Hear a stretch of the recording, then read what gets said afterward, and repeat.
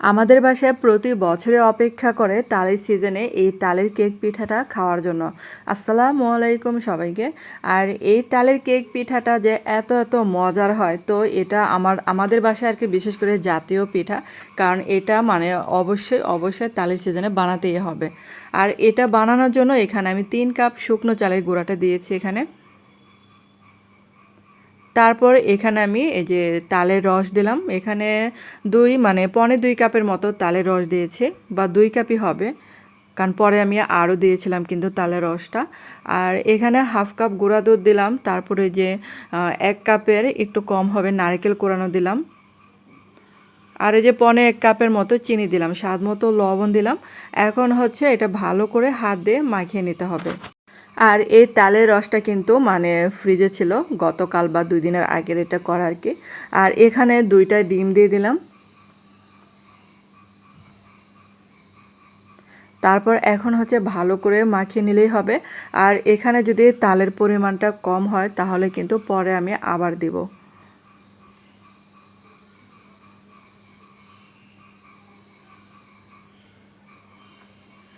আর এটা যতটা সম্ভব, যেহেতু ফ্রিজের এটা ভালো করে মাখিয়ে নিতে হবে।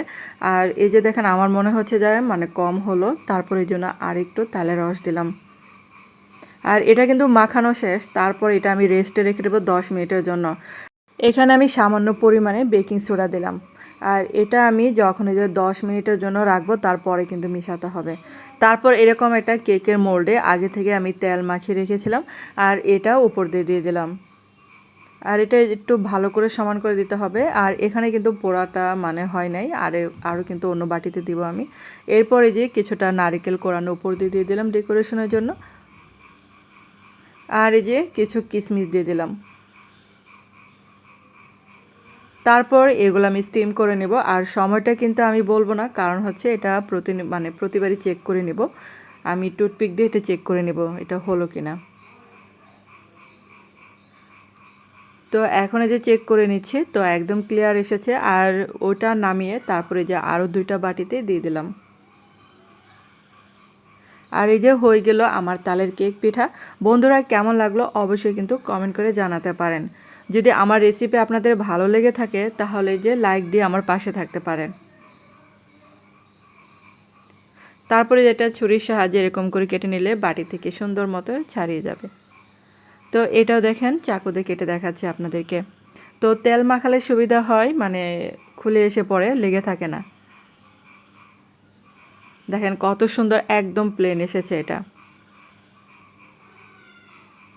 আর বন্ধুরা, আপনাদের কাছে ছোট্ট একটা রিকোয়েস্ট, যারা আমার চ্যানেলে আজ নতুন ভিডিও দেখছেন কিন্তু চ্যানেলটাকে সাবস্ক্রাইব করতে ভুলে গেছেন, তাদের কাছে প্লিজ অনুরোধ রইল চ্যানেলটাকে সাবস্ক্রাইব করে আমার পাশে থাকতে পারেন। আর ফেসবুক থেকে যারা দেখছেন তাদের কাছে প্লিজ অনুরোধ রইল পেজটাকে ফলো দিয়ে আপনারা আমার পাশে থাকতে পারেন। আর এই যে দেখেন, চাকু দিয়ে এখন কেটে নিচ্ছে কেকের মতো করে, আপনারা আপনাদের পছন্দ মতো ডিজাইন করে কেটে নিতে পারেন। তো দেখতেই পাচ্ছেন কতটা সফট হয়েছে এই পিঠাটা।